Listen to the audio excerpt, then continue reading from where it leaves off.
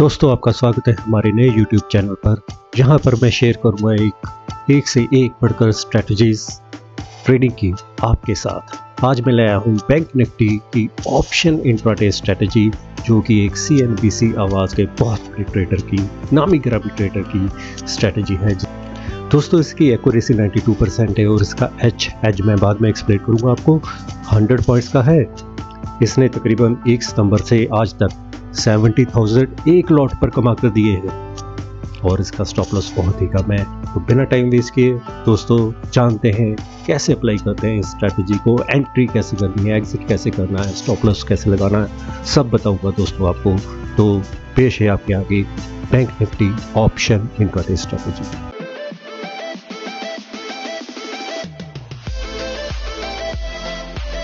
इस secret strategy को मैं रिवील करने जा रहा हूँ, उस बड़े ट्रेडर की स्ट्रैटेजी को आपके लिए। आप देख सकते हैं इसमें कुछ 2 इंडिकेटर यूज़ किए गए हैं और कुछ चीज़ें मार्क की गई हैं जिनके बारे में आपको मैं डिटेल में समझाऊंगा, कब और कैसे ट्रेड लेना है, किन कंडीशन में ट्रेड लेना है, स्टॉप लॉस क्या होना चाहिए, कब एग्जिट करना है, सारा कुछ बताऊंगा। पर उससे पहले देख लीजिए, मैंने आपके लिए पूरा बैक टेस्ट कर रखा है। तकरीबन 1 सितंबर से मैंने बैक टेस्ट शुरू किया और अब तक आज तक की डेट का मैंने पूरा बैक टेस्ट किया। तो दोस्तों आपको ये जानकर खुशी होगी कि आज जितने भी ट्रेड हुए हैं, टोटल ट्रेड हुए हैं 28। इन 28 ट्रेड में से सिर्फ 2 ही ट्रेड लॉस में गए हैं, बाकी सारे के सारे ट्रेड प्रॉफिट में बुक हुए हैं। और आप देख सकते हो दोस्तों, मैक्सिमम प्रॉफिट जो हमें हुआ है वो 8,975 का हुआ है और मैक्सिमम लॉस जो हमें हुआ है वो 1,200 रुपये का हुआ। तो देखिए रिस्क और रिवार्ड कितना बढ़िया है। तो इससे पहले आगे चले दोस्तों, मैं आपको बताना चाहूँगा कि आप ध्यान दीजिए कि इसमें टोटल 28 ट्रेड्स हुए हैं पिछले 16 ट्रेडिंग डेज में और उसमें 26 ट्रेड्स जो हैं वो प्रॉफिटेबल थे। सिर्फ 2 ही ट्रेड्स जो थे वो लॉस में गए। मीन्स हमारी विल रेशो जो बनती है वो बनती है 92.86%। इसका क्या मतलब निकलता है दोस्तों कि अगर आप इस स्ट्रेटजी से 100 ट्रेड लेते हैं तो 92 ट्रेड्स जो है तकरीबन आपकी फेवर में जाएंगे, आपको प्रॉफिट देकर जाएंगे और सिर्फ 7% या 7 ट्रेड ही हैं 100 में से जो आपको लॉस देंगे। तो काफ़ी अच्छी विन रेशियो है। हालांकि इसका जो डाटा है 1 सितंबर से मैंने चेक किया है, जो कि काफ़ी कम बनता है। बड़ा पैसा लगाने के लिए दोस्तों मेरा ये मानना है कि आपको मिनिमम 5 साल का डाटा चेक करना चाहिए। तो मैं आपको तरीका बता दूंगा। 1 महीने का मैंने आपके लिए कर दिया, बाकी का आप अपने लिए कीजिएगा। तो इसमें एवरेज प्रॉफिट जो बनता है, मेरे सारा बड़ा से बड़ा और छोटे का छोटा प्रॉफिट मिलाकर वो बनता है 2,745 और एवरेज लॉस जो बनता है वो बनता है 625। तो रिस्क रिवार्ड काफ़ी काफ़ी अच्छा है। और इसमें से जो एज निकल कर आता है दोस्तों, ये जानना बहुत ज़रूरी है, एज किसे कहते हैं। अगर आप मार्केट में ट्रेड करते हैं तो आपको ट्रेड करना चाहिए डिसिप्लिन और एक एज के साथ। अगर आपके पास डिसिप्लिन नहीं है, एज नहीं है, तो आप मार्केट में से हमेशा लॉस ही उठाओगे। तो मैंने इस स्ट्रैटेजी का एज निकाल कर रखा है आपके लिए दोस्तों, जो बनता है 2,500 हर एक ट्रेड का, या 100 पॉइंट वाइज अगर कैलकुलेट करें बैंक निफ्टी के तो 100 पॉइंट का एज निकल कर आता है इस स्ट्रैटेजी का। मीन्स एज का क्या मीनिंग है कि इसकी प्रोबेबिलिटी है जब भी आप ट्रेड लोगे तो तकरीबन आपको 100 पॉइंट का लॉन्गर रन में, मीन्स हो सकता है किसी दिन आपको 500 पॉइंट का फायदा हो जाए, हो सकता है किसी दिन 50 पॉइंट का ही हो, पर इन लॉन्गर रन में अगर आप इसे 1 साल 2 साल लगातार इस्तेमाल करोगे इस स्ट्रैटेजी को, तो लॉन्गर रन में आपका हर एक ट्रेड की एवरेज मिनिमम 100 के करीब जाएगी। मीन्स आप हर एक ट्रेड से 100 पॉइंट तकरीबन लेकर जाओगे।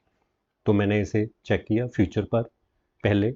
तो फ्यूचर पर एक लॉट पर मेरा जो टोटल प्रॉफिट मैंने कैलकुलेट किया, देखिए दोस्तों मैंने यहाँ कैलकुलेट कर रखा है प्रॉफिट, हर दिन कितने ट्रेड हुए, कितना प्रॉफिट हुआ। तो उसका टोटल जो निकल कर मेरे पास आ रहा है वो आ रहा है 70,125 रुपये। मीन्स 70,000 का मुनाफा हुआ एक लॉट पर। देखिए एक लॉट के लिए मैंने इसे बैक टेस्ट किया।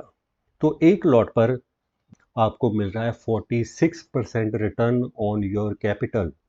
आपका 1.5 लाख लगा और उस पर आपने कमाया 70,000 रुपये।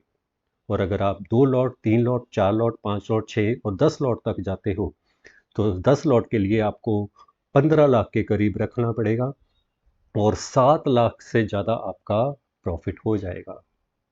ये मैंने फ्यूचर पर चेक किया, पर सभी के पास इतनी बड़ी कैपिटल नहीं होती। तो जिन दोस्तों के पास कम कैपिटल है वो क्या करें कि 2 लॉट से शुरू करें। बन गया।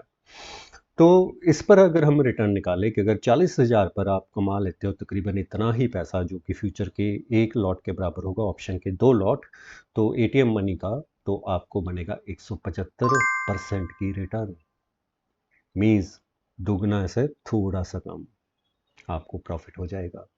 अगर आपके पास 40,000 है तो आप इजीली एटीएम मनी में एट द मनी ऑप्शन में कॉल या पुट को बाय कर कर इतना पैसा आराम से कमा सकते हो। ऐसे ही अगर ज़्यादा पैसा है, 4 lot, 6 lot, 8 lots, 10 lot, 20 lots तक मैंने आपको ये कैलकुलेट कर दे दिया है। 4 लाख अगर आपके पास है तो 20 लॉट्स लेकर आप इतना प्रॉफिट 7 लाख के करीब कमा सकते थे।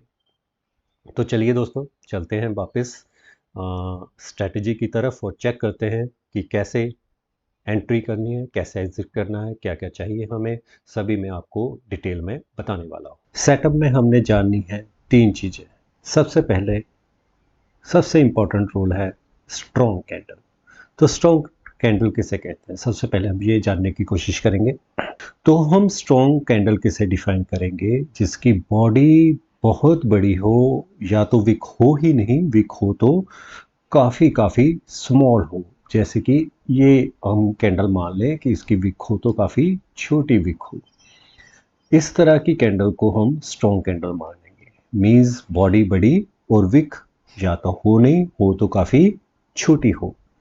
देखिए जैसे कि आपको दिखाई दे रहा है, यहाँ पर मैंने कुछ कैंडल्स को मार्क किया हुआ है रेड कलर से। जैसे कि ये एक स्ट्रॉन्ग कैंडल होगी, ये एक स्ट्रॉन्ग कैंडल होगी, ताकि टाइम बच जाए दोस्तों, इसलिए मैंने ये कैंडल्स ऑलरेडी ही मार्क कर रखी हुई है आपके लिए जब भी ये बनती है। तो देखिए दोस्तों, कुछ कैंडल्स को मैं कंसिडर कर रहा हूँ और कुछ स्ट्रॉन्ग कैंडल्स को मैं कंसिडर नहीं कर रहा। जैसे कि ये एक स्ट्रॉन्ग कैंडल है, इसे मैंने स्ट्रॉन्ग कैंडल माना पर इसे मार्क नहीं किया। इसके लिए हम जानेंगे अगली कंडीशन। तो अगली कंडीशन क्या है, इसके लिए हमें ड्रॉ करनी पड़ेंगी 2 मूविंग एवरेज। तो दोस्तों, ये जो मूविंग एवरेज है जो प्राइस के साथ साथ चल रही है, ये है 20 EMA एक्सपोनेंशियल मूविंग एवरेज, और जो ऊपर है ये है 200 SMA सिंपल मूविंग एवरेज। तो दोस्तों, 2 मूविंग एवरेज की हमें जरूरत पड़ेगी, एक है 20 और दूसरी है 200। तो कंडीशन क्या है कि स्ट्रॉन्ग कैंडल जब भी बने मूविंग एवरेज 20 के आसपास हो तभी हमने ट्रेड लेना है, अदरवाइज उस कैंडल को हम कंसिडर नहीं करेंगे। तो पहली कंडीशन स्ट्रॉन्ग कैंडल होनी चाहिए। दूसरी कंडीशन कि वो मूविंग एवरेज के आसपास होनी चाहिए, ज़्यादा दूर नहीं होनी चाहिए। दूर वाली को हम कंसिडर नहीं करेंगे, जो बिल्कुल पास बनी है उसी को ही हम कंसिडर करेंगे। और third condition, most important condition, कि बाय का ट्रेड कब लेना है, कि जब प्राइस और 20 मूविंग एवरेज 200 मूविंग एवरेज के ऊपर हो, स्टीपिंग हो, फ्लैट ना हो, तभी हमने उस ट्रेड को कंसिडर करना है। फॉर एग्जांपल, जैसे कि हमने इस स्ट्रॉन्ग कैंडल को कंसिडर क्यों नहीं किया, पहली बात, ये मूविंग एवरेज से दूर थी। और इस को क्यों नहीं कंसिडर किया, क्योंकि इस पर जो प्राइस था वो 20 के नीचे था, तो ये बाय को कंसिडर नहीं होगा। तो दोस्तों, एक बार फिर कंडीशंस को हम रिवाइज कर लें। अगर आपने बाय करना है, स्ट्रॉन्ग कैंडल 20 और 200 के ऊपर हो, 20 के पास हो, और 20 मूविंग एवरेज राइजिंग हो, बढ़ रही हो। और अगर सेल करना है तो ठीक इसका उलट, प्राइस 200 और 20 के नीचे हो और स्ट्रॉन्ग कैंडल 20 के पास हो और मूविंग एवरेज जो हो फॉलिंग हो, लगातार गिर रही हो, उसी ट्रेड को हम कंसिडर करेंगे। तो ट्रेड कैसे लेना है कि जैसे ही एक स्ट्रॉन्ग कैंडल दिखाई दे और अगली कैंडल जैसे ही शुरू हो, हमने ओपनिंग पर ट्रेड ले लेना है। पुट को बाय कर लेना है अगर सेलिंग है, और कॉल को बाय कर लेना है अगर बाय का ट्रेड है। तो अगर ट्रेंडिंग मूव मिल रही हो तो उस कैंडल का हाई या लो हमारा ट्रेलिंग स्टॉप लॉस होगा। और अगर रेंज बाउंड हो, जैसे कि यहाँ पर देखिए हमें मोमेंटम नहीं मिला एंट्री के बाद, तो हम कंसिडर करेंगे फिफ्थ कैंडल की क्लोजिंग और हम एग्जिट कर जाएंगे, ज़्यादा देर वेट नहीं करेंगे। तो दोस्तों एक बार कंडीशंस मैं आपको रिवाइज करा दूं, मैंने यहाँ नोट भी कर रखी है। टाइम फ्रेम दोस्तों हमने अभी तक नहीं बताया था आपको, 5 मिनट का कंसिडर करना है, बैंक निफ्टी पर लगाना है।